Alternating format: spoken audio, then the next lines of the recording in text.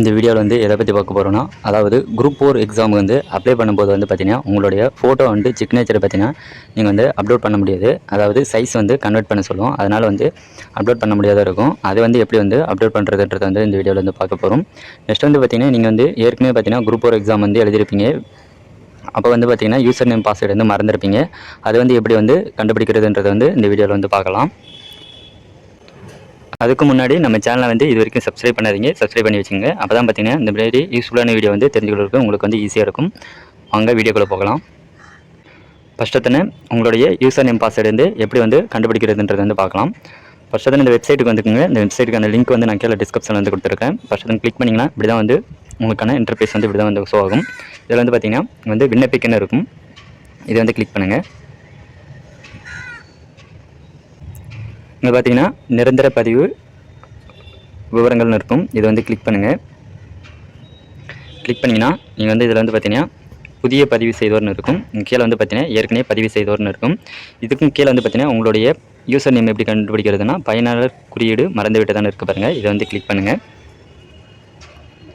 Click பண்ணிங்கன்னா இப்படி தான் வந்து உங்களுக்கு வந்து ஷோ ஆகும். இதில் வந்து பார்த்தீங்கன்னா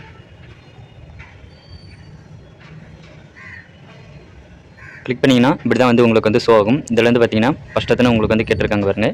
நீங்கள் வந்து ஏதாவது ஒரு ஐடி ப்ரூஃப் வந்து நீங்கள் வந்து சப்மிட் பண்ணிருப்பீங்க. அதில் வந்து பார்த்தீங்கன்னா நீங்கள் வந்து இதில் வந்து செலக்ட்ன்ற ஆப்ஷன் வந்து கிளிக் பண்ணுங்கள்.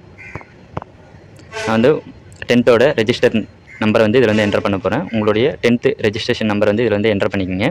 என்டர் பண்ணிட்டீங்கன்னா கீழே வந்து பார்த்தீங்கன்னா உங்களுடைய டேட் ஆஃப் பர்த் வந்து கேட்டிருக்காங்க. டேட் ஆஃப் பர்த் வந்து என்டர் பண்ணிவிட்டு நெக்ஸ்ட் வந்து கீழே வந்து பார்த்தீங்கன்னா நீங்கள் வந்து ரெஜிஸ்டர் இமெயில் ஐடி கொடுக்குறீங்களா இல்லை வந்து பார்த்தீங்கன்னா மொபைல் நம்பர் கொடுக்குறீங்கன்னு கேட்குறாங்க. நீங்கள் மொபைல் நம்பருக்கு கொடுத்துருங்க. கொடுத்துட்டு உங்களுடைய மொபைல் நம்பர் வந்து இதில் வந்து சப்மிட் பண்ணிட்டீங்கன்னா இங்கே வந்து சமர்ப்பிக்கணும் இருக்கு பாருங்க. இதை வந்து கிளிக் பண்ணிங்கன்னா உங்களுக்கான யூசர் நேம் வந்து இங்கே வந்து ஷோ ஆகும். இப்படி தான் வந்து உங்களுடைய யூசர் நேம் வந்து கண்டுபிடிக்கிறது. நெக்ஸ்ட் வந்து வாங்க உங்களுக்கான பாஸ்வேர்டு வந்து எப்படி வந்து கண்டுபிடிக்கிறதுன்னு வந்து பார்க்கலாம். நெக்ஸ்ட் வந்து பேக் வந்துட்டிங்கன்னா இங்கே வந்து பார்த்தீங்கன்னா உங்களுக்கான கடவுச்சொல் வந்து மறந்து விட்டதுன்னு இருக்குது பாருங்க. இது வந்து கிளிக் பண்ணுங்கள். கிளிக் பண்ணிங்கன்னா உங்களுக்கான யூசர் நேம் வந்து இப்போ வந்து கண்டுபிடிச்சிட்டீங்க. அதை வந்து இங்கே வந்து என்டர் பண்ணிவிட்டு கீழே வந்து பார்த்தீங்கன்னா உங்களுக்கான டேட் ஆஃப் பர்த் வந்து என்டர் பண்ணிடுங்க. என்டர் பண்ணிவிட்டு உங்களுக்கான லிங்க் வந்து பார்த்தீங்கன்னா எதுக்கு வந்து சென்ட் பண்ணலான்னு இருக்காங்க. நீங்கள் வந்து மெயில் ஐடிக்கு வந்து சென்ட் பண்ணுறது மாதிரினா மெயில் ஐடி வந்து கொடுத்துருங்க. மொபைல் நம்பர்னா மொபைல் நம்பர் வந்து கொடுத்துருங்க. கொடுத்துட்டிங்கன்னா கீழே வந்து பார்த்தீங்கன்னா சமர்ப்பிக்க இதை வந்து கிளிக் பண்ணிங்கன்னா உங்களுக்கான ரெஜிஸ்டர் இமெயில் ஐடிக்கு வந்து ஒரு லிங்க் வந்து சென்ட் ஆகும்.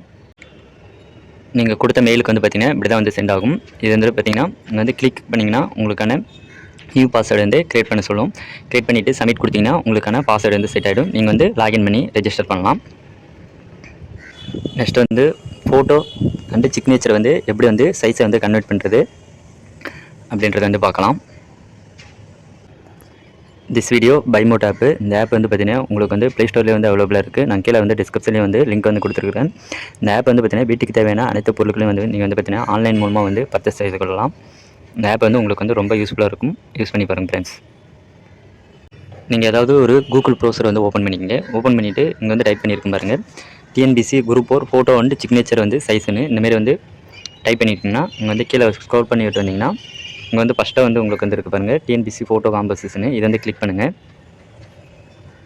கிளிக் பண்ணிங்கன்னா இப்படி கீழே வந்தீங்கன்னா அவங்க வந்து கொடுத்துருப்பாங்க. இதில் வந்து பார்த்தீங்கன்னா உங்களுடைய ஃபோட்டோ வந்து சூஸ் பண்ண சொல்லும்.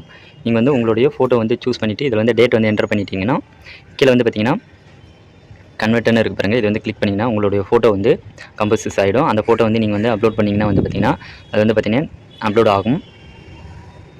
நெக்ஸ்ட் வந்து பார்த்தீங்கன்னா நீங்கள் வந்து சிக்னேச்சர் வந்து எப்படி அப்லோட் பண்ணுறதுனா கீழே வந்தீங்கன்னா இங்கே வந்து கொடுத்துருக்காங்க பாருங்கள். சிக்னேச்சர் வந்து காம்போசிஷன் கிளிக்னு கொடுத்துருக்காங்க பாருங்கள். இதை வந்து கிளிக் பண்ணுங்கள்.